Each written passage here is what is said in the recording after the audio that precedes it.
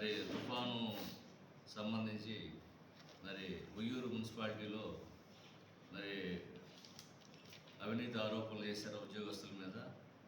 మరి నేను కూడా కొత్తగా వచ్చాను, ఇక్కడ మున్సిపల్ కమిషనర్ జాయిన్ అయ్యి కూడా 2 నెలలు కూడా కాలేదు. మరి ఈ విధంగా అవినీతి ఆరోపణలు రావడం అనేది కూడా రాష్ట్రంలో ఎక్కడా కూడా ఉండదు, అట్లా ఎక్కడ కూడా ఇలాంటి పరిస్థితులు ఉండవు. మరి ఇక్కడ ఏదో విచిత్రంగా, చాలా విచిత్రమైన పద్ధతిలో ఈ విధంగా ఉద్యోగస్తుల మీద అవినీతి ఆరోపణలు చేస్తున్నారు.